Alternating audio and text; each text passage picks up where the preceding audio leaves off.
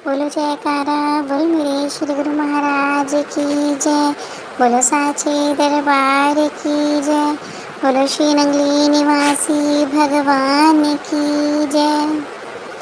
सर्व दुखों का औषध नाम। एक बार एक डाकू एक प्रेमी के लड़के को पकड़ कर ले गए। ककिया में महाप्रभु के उपदेशामृत की प्रेम सरिता निरंतर प्रवाहित हो रही थी। प्रेमी ने अगले दिन श्री चरणों में आकर सारी राम कहानी कह सुनाई। दाता दीनदयाल जी ने उस प्रेमी को धैर्य बंधाते हुए आदेश दिया, मालिक का भजन करो, सब ठीक हो जाएगा। वह प्रेमी वहां से घर लौट आया। 3 दिन बाद उस गुरु भक्त को डाकू की ओर से एक पत्र मिला जिसमें 10,000 रुपये की मांग रखी गई थी। यदि रुपया दे दिया गया तो लड़के को छोड़ दिया जाएगा, नहीं तो उसे जीवन से हाथ धोना पड़ेगा। उसके इकलौता पुत्र ही था। पत्र मिलते ही वह चिंतातुर होकर श्री चरणों में हाजिर हुआ। उसके मुख से सारी बात सुनकर श्री महाराज जी ने फिर फरमाया, प्रेमी, आपको पहले भी कहा था कि प्रभु सिमरन करो, मालिक सब ठीक करेंगे। आप मालिक का भजन कीजिए। वह प्रेमी वहां से चुपचाप घर लौट गया, किंतु मन में बहुत निराश था कि लड़के का बचना मुश्किल है, क्योंकि उसके पास ना तो इतना धन था और न ही इतनी सामर्थ्य थी कि लड़के को छुड़ा ले।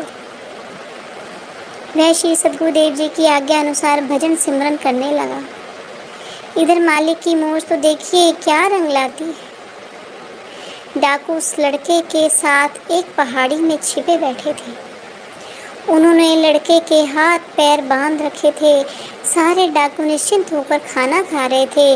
अकस्मात उन्हें उसी पहाड़ी पर एक सिपाही घूमता हुआ दिखाई पड़ा। पुलिस के भय से डाकू लड़के को वहीं छोड़कर दौड़ पड़े। डाकुओं के भागने पर वह सिपाही नीचे आया और लड़के से उसका सारा परिचय पूछा। तब उसने बच्चे के हाथ पांव खोलकर गांव के समीप पहुंचा दिया।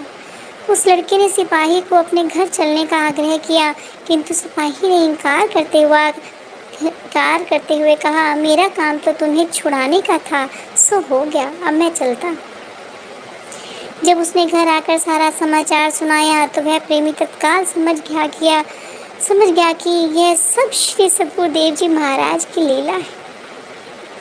दूसरे दिन लड़के को साथ लेकर श्री चरणों में पहुंचा और महाप्रभु से क्षमा याचना करने लगा। दाता जी, आपने मुझ तुच्छ जीव के लिए स्वयं कितना कष्ट सहन किया है। श्री महाराज जी ने मन मन मुस्कुराते हुए फरमाया, गुरुमुख प्रेमी, अब तो तुम्हारा काम हो गया है, सो पहले से अधिक भजन किया करो। स्वयं नाम जपो और दूसरों को भी जपाओ, यही जीवन का सार है। और इसी के द्वारा अंदर बाहर के डाकू अर्थात विकार डरते हैं। वही सुखी और समृद्ध है जो मालिक का भजन करते हैं। एक बार श्री महाराज जी सत्संग के कार्य निमित्त डेरा इस्माइल खां गए। वहाँ महंत हरिचंद जी और लक्ष्मण दास जी सुनने वालों ने श्री महाराज जी को अपने निवास स्थान पर भोजन के लिए बुलाया। महंत हरिचंद जी कुल गुरु थे। श्री महाराज जी ने उनकी प्रार्थना को स्वीकार कर लिया। महंत हरिचंद जी के मन में यह भाव था कि यह संत सद्गुरु के रूप में है, अतः यह किसी अन्य देवी देवताओं के आगे प्रणाम नहीं करेंगे।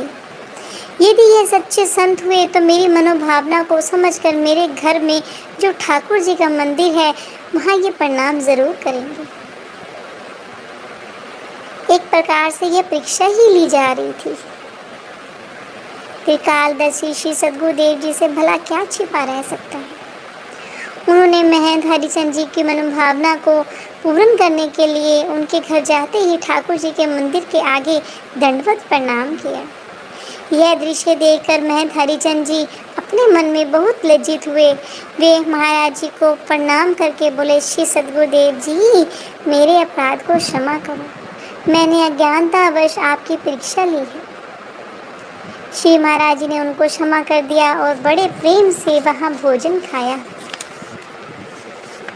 पंजाब, सिंध, यूपी, सीपी, घर घर में था प्रचार यही, है निराकार साकार यही, भक्तों के प्राणाधार यही। श्रद्धा विश्वास से जिसने दर्शन पाया मेरे प्रभु का, घर घाट त्याग वो साधु बना, और कहलाया मेरे प्रभु का।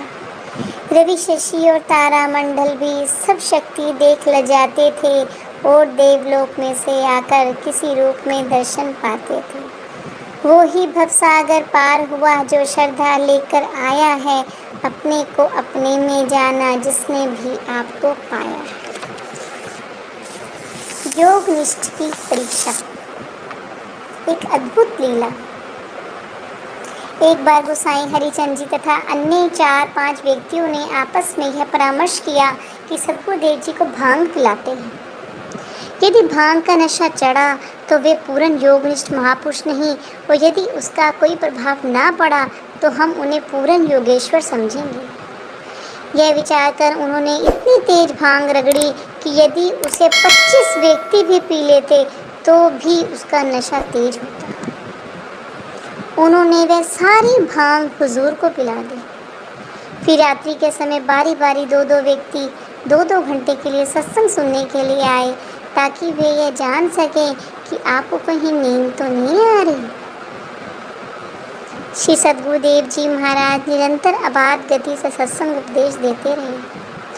प्रातः 4 बजे जिस व्यक्ति की बारी सत्संग सुनने की थी वह उगने लगा। माँ प्रभु के पास एक सोटी पड़ी हुई थी। हुजूर ने सोटी से उस व्यक्ति को सचेत करते हुए फरमाया, क्यों भैया, योगनिष्ठ की परीक्षा लेने आए हो पर फिर स्वयं ही सो रहे हो? भांग तो हमें पिलाई है और नींद कर रहे हो आप। सावधान होकर बैठो। इस प्रकार सारी रात व्यतीत हो गई। यह देखकर वे सब चकित रह गए और श्री चरणों में आकर क्षमा मांगी। अब उन्हें पूर्ण विश्वास हो गया कि महाप्रभु एक दिव्य महापुरुष हैं। थोड़े काल के सत्संग के पश्चात महंत हरिचंद जी अपना सर्वस्व श्री चरणों में भेंट करके सन्यासी हो गए और स्वामी अघट प्रेमानंद जी के नाम से प्रसिद्ध हुए। श्री महाराज जी डेरा इस्माइल खान से लक्की मरवत लौट आए। बोल जयकारा, बोल मेरे श्री गुरु महाराज की जय। बोलो साचे दरबार की जय। बोलो श्री नंगली निवासी भगवान की जय। रामचरण धीर प्रीति करी बाली किन तनु त्याग। सुमन माल जी मी कंठ ते गिरत न जाने नाग। बोल जयकारा, बोल मेरे श्री गुरु महाराज की जय।